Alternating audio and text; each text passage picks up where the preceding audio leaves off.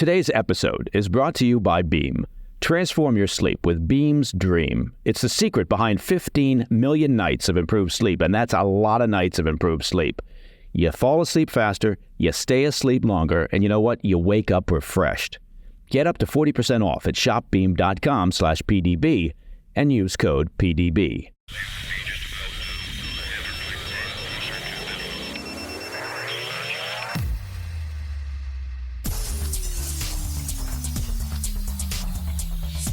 It's Tuesday, 30 April. Welcome to the PDB Afternoon Bulletin. I'm Mike Baker, your eyes and ears on the world stage. Let's get briefed. First, the anti-Israel protests at Columbia University further devolved into chaos overnight as activists stormed an academic building, smashing windows, breaking into the building, and then barricading themselves inside, as administrators finally grew a pair and began issuing suspensions. Also, the Biden administration has accused 5 Israeli IDF units of committing human rights violations, citing alleged incidents that occurred in years prior to the 7 October attacks and subsequent Israeli response. We'll discuss the implications and the looming threat of sanctions from the White House. But first, our afternoon spotlight. The anti-Israel protests at New York City's Columbia University turned more chaotic overnight as activists refused to vacate the campus and then later stormed an academic building, expanding their occupation of the school grounds. Several deadlines for protesters to leave the campus imposed by Columbia University administrators came and went last week, forcing school administrators to, announce yet another deadline. Administrators gave the latest deadline for protesters to end their encampment by 2 p.m. on Monday, though they ignored that threat again.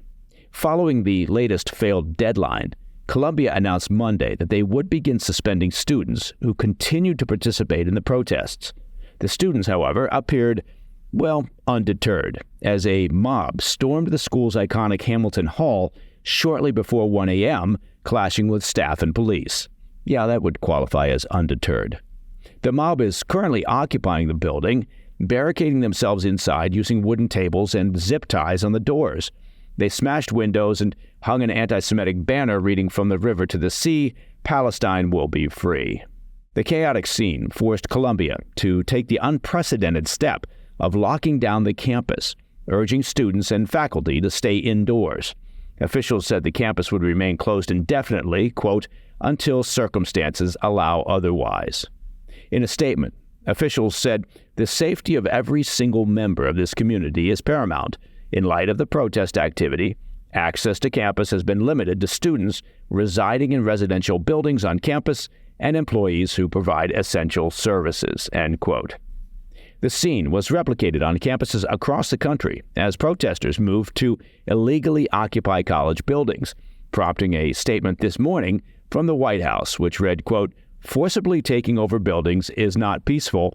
It is wrong," end quote. Well, okay, I'm glad the White House was able to clear that up. Maybe, and look, I'm just spitballing here, but maybe now would be an opportune time for a brief Oval Office talk from the president.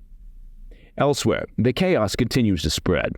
Overnight, police arrested 6 protesters at Tulane University in New Orleans, while 9 were arrested at the University of Florida and dozens were taken into custody at the University of Austin in Texas.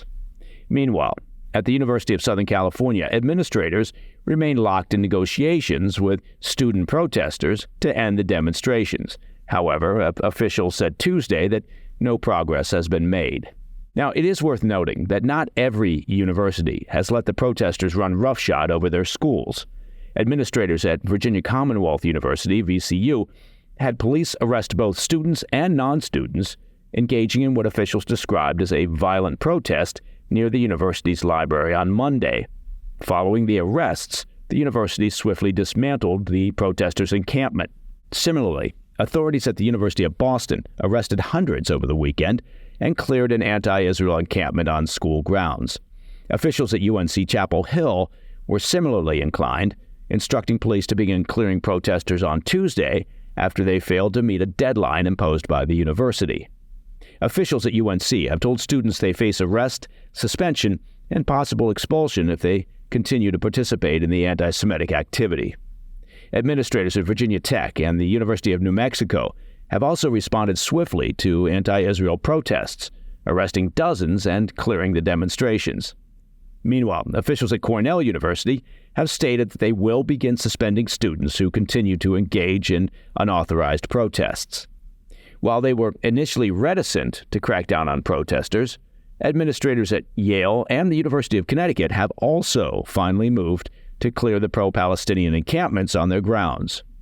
Now, standing as outliers, officials at the University of Pennsylvania and also Brown University have signaled that they are willing to discuss the possibility of divestment with campus protesters if they continue to engage in negotiations with the university. All told, more than 1,200 protesters at more than 20 college campuses across the country have been arrested over the past week of anti-Israel protests.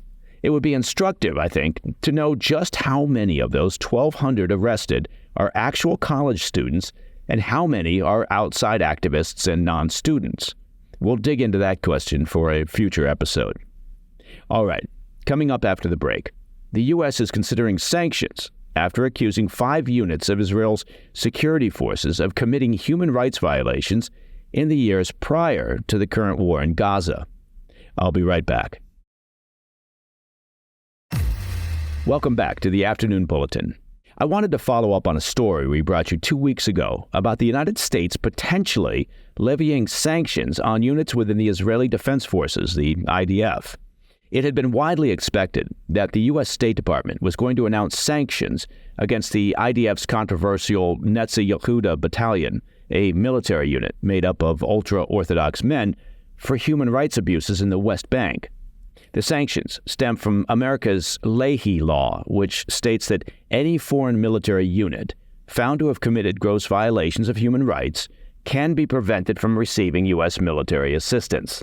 Well, as it turns out, Netzah Yehuda isn't the only unit that the U.S. has determined committed these kinds of violations. In total, the United States found 5 units of Israel's security forces responsible for violations of human rights. It's worth noting that all of the alleged incidents took place outside of Gaza before conflict broke out between Israel and Hamas in October.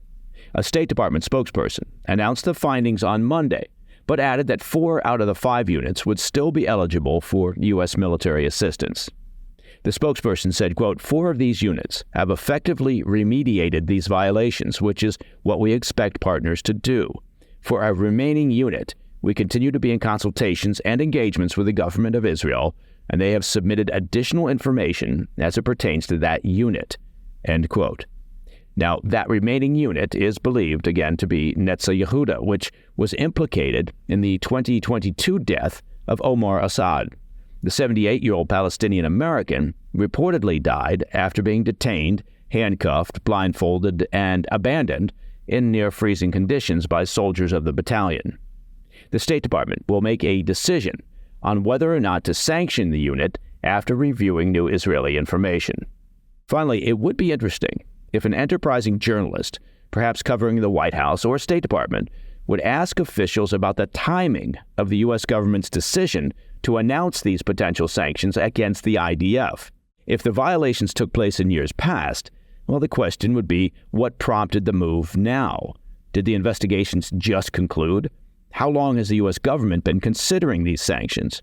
Is the current Israel-Hamas conflict in Gaza what triggered the talk of sanctions against the IDF? Were there any domestic political considerations involved in the timing?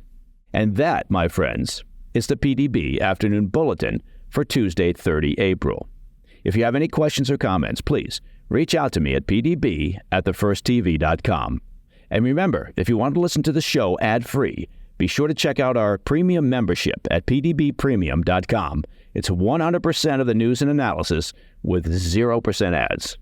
I'm Mike Baker. I'll be back tomorrow. Until then, stay informed, stay safe, stay cool.